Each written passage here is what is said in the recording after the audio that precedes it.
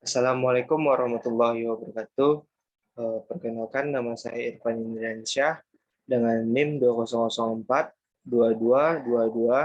Baiklah, pada kesempatan kali ini saya akan mempresentasikan hasil ringkasan saya dari jurnal-jurnal tentang komunikasi intrapersonal, interpersonal, kelompok, dan massa.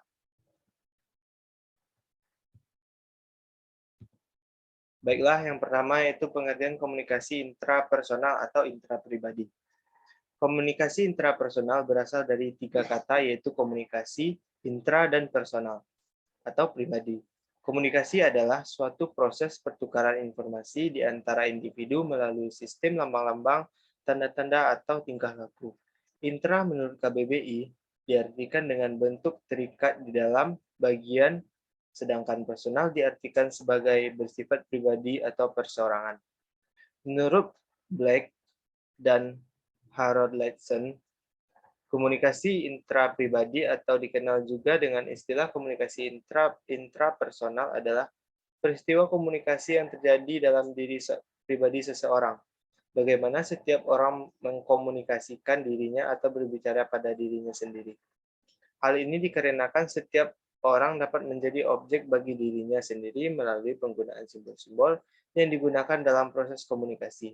Melalui simbol-simbol ini, apa yang dikatakan seseorang kepada orang lain dapat memiliki arti yang sama bagi dirinya sendiri sebagaimana berarti bagi orang lain.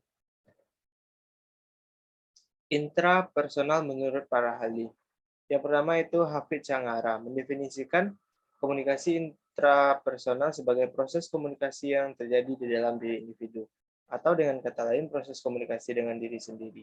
Terjadi proses komunikasi di sini karena adanya seseorang yang memberi arti terhadap suatu objek yang diamati atau terbetik dalam pikirannya.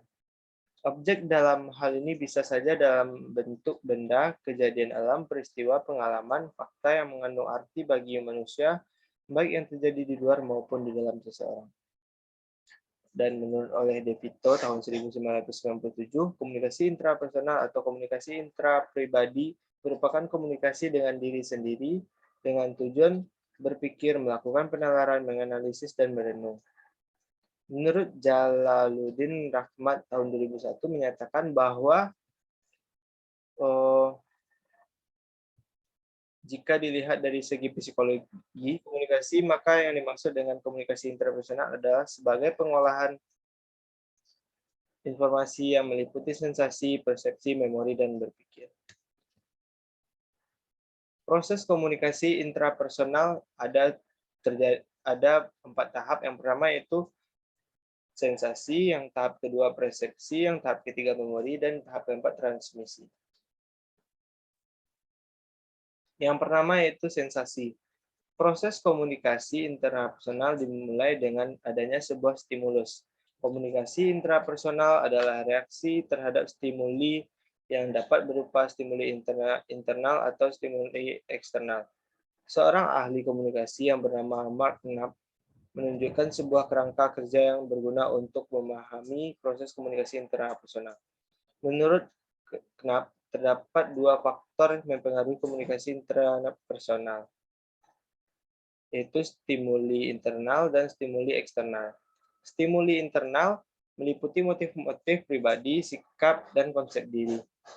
Yang stimuli eksternal meliputi berbagai kejadian objek dan orang yang berada di luar individu. Seorang individu akan membentuk persepsi, perasaan, dan makna penafsiran sebuah kesan yang dibuat tentang dirinya dan sekitar pada saat tertentu. Stimuli-stimuli tersebut kemudian ditangkap oleh organ-organ sensor dan mengirimkannya ke otak. Proses ini disebut dengan resepsi. Yang kedua itu persepsi. Organ-organ kemudian menangkap sebuah stimulus dan mengirimkannya ke sistem saraf pusat melalui sistem saraf periferal. Ketika menerima seluruh stimuli yang diarahkan kepada kita, kita memberi perhatian hanya kepada beberapa stimuli saja. Hal ini disebabkan karena kita melakukan persepsi selektif, hanya stimuli yang tinggi saja yang diterima, sedangkan stimuli yang rendah akan dikesampingkan. Selanjutnya itu memori. Tahap selanjutnya adalah memproses stimuli yang terjadi dalam 3 tingkatan, yaitu kognitif, emosional, dan fisiologis. Proses kognitif berhubungan dengan intelektual diri, termasuk penyimpanan, retrieval, pemilihan, dan asimilasi informasi. Proses emosional berkaitan dengan emosi diri. Semua emosi dan sikap kepercayaan dan pendapat berinteraksi untuk menentukan respon emosi terhadap berbagai stimulus. Proses fisiologis terjadi tingkatan fisiologis, dan hal ini berkaitan dengan psikologi diri. Respon semacam ini direfleksikan melalui perilaku fisik seperti aktivitas otak, tekanan darah, dan lain-lain. Yang terakhir yaitu tahapan transmisi. Pada tahap ini, pengirim dan penerima adalah orang yang sama. Transmisi terjadi melalui berbagai impuls. Yang selanjutnya itu fungsi komunikasi intrapersonal. Yang pertama, kesadaran diri. Komunikasi intrapersonal memungkinkan orang untuk menyadari setiap aspek kepribadian mereka sendiri. Dengan introspeksi, orang akan menjadi sadar akan kualitas yang membentuk kepribadian, yang pada gilirannya membuat sadar dan akan motivasi, aspirasi, dan berharapannya kepada dunia. Jika pemahaman diri seorang mutlak akan membantu mengkomunikasikan keinginan dan kebutuhan orang lain dengan mudah. Yang kedua itu rasa percaya diri. Yang ketiga manajemen diri. Keempat motivasi diri.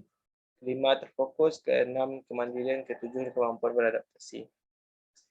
Nah, bahan tadi bersumber dari Jurnal Komunikasi Internasional dalam Komunikasi Islam dari Rahmiana, Pasca Sarjana Universitas Islam Negeri Banda Aceh. Yang selanjutnya itu pengertian komunikasi interpersonal.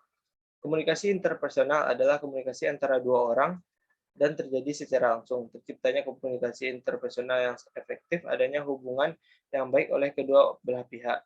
Komunikasi interpersonal merupakan komunikasi yang paling banyak dilakukan oleh manusia sebagai makhluk sosial. Sejak bangun tidur sampai tidur lagi, sebagian besar dari waktu manusia digunakan untuk berkomunikasi. Ciri-ciri komunikasi interpersonal. Ciri-ciri komunikasi interpersonal ini adalah pihak-pihak memberi dan menerima pesan secara stimulan dan spontan, baik secara verbal maupun non-verbal. Komunikasi interpersonal yang efektif diawali hubungan yang baik. Walswijk berpendapat komunikasi tidak hanya berisi pesan tetapi juga menekankan kepada aspek hubungan yang disebut dengan metakomunikasi. Umumnya hubungan interpersonal suami istri atau dengan yang lainnya adalah baik sehingga menjadi modal bagi terbangunnya sebuah komunikasi internasional efektif, menurut Cole tahun 2005. Apapun teori hubungan internasional yang digunakan, kita akan melihat hal yang sama. Hubungan internasional melibatkan bentuk kedua belah pihak. Ketika Muhammad berhubungan dengan si Anto, Anto bukan lagi Anto yang biasa. Anto berubah karena pertemuan dengan Muhammad. Muhammad pun demikian karena kehadiran si Anto.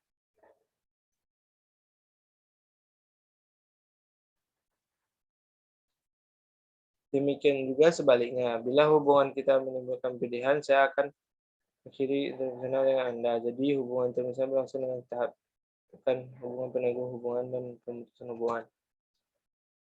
Baiklah, bahan tadi saya dapati dari komunikasi internasional dan pustakawan oleh Sapril. Selanjutnya itu pengertian komunikasi kelompok. Komunikasi kelompok adalah komunikasi yang berlangsung antara beberapa orang dalam suatu kelompok kecil, seperti rapat, pertemuan, konferensi. Menurut Arifin tahun 1984.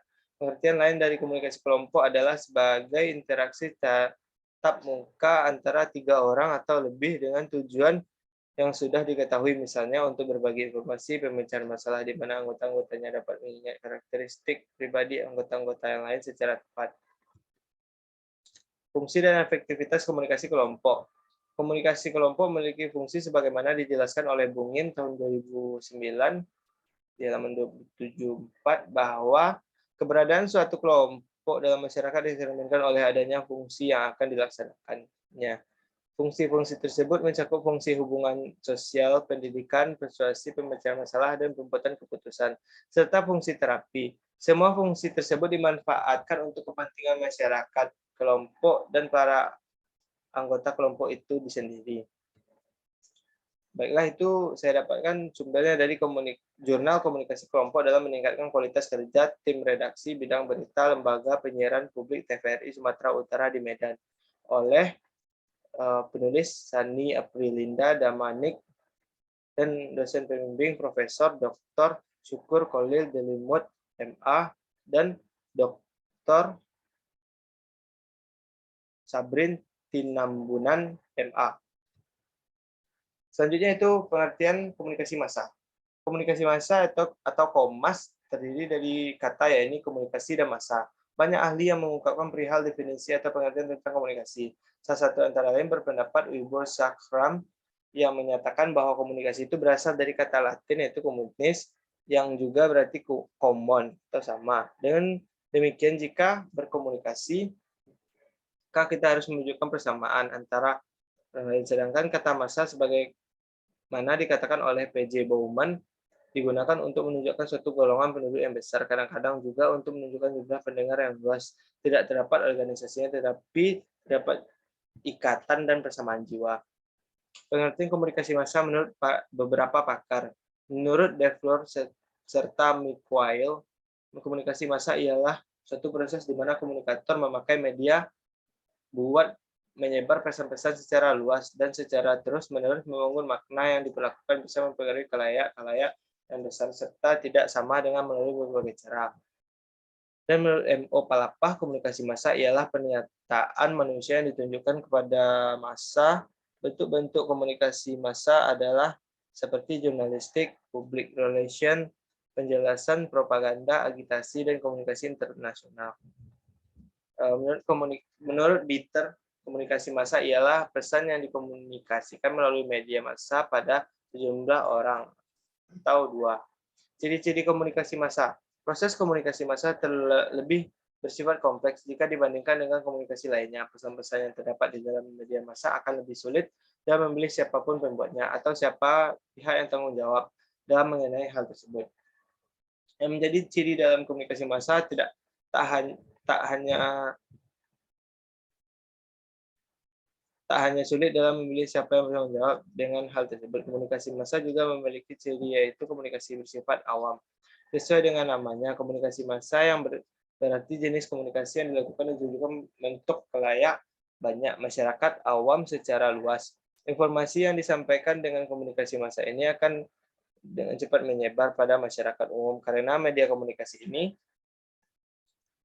sangat mudah ditemukan serta digunakan. Jadi masyarakat awam bisa dengan cepat untuk menerima informasi yang dipergunakan oleh media komunikasi massa ini.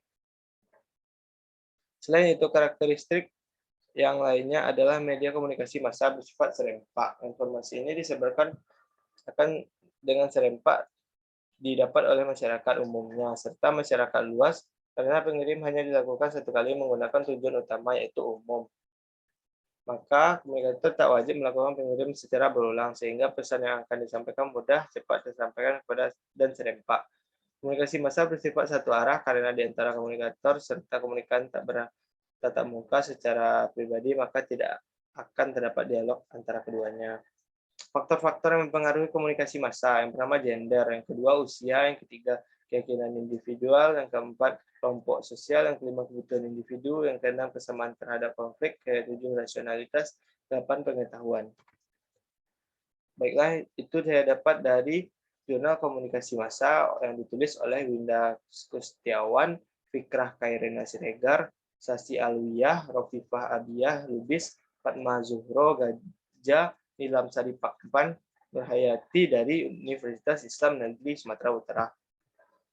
Terima kasih. Baiklah, hanya itu yang saya dapat sampaikan. Apabila terdapat kesalahan dan kekurangan dan tutur kata saya dalam mengucapkan salah, saya mohon maaf.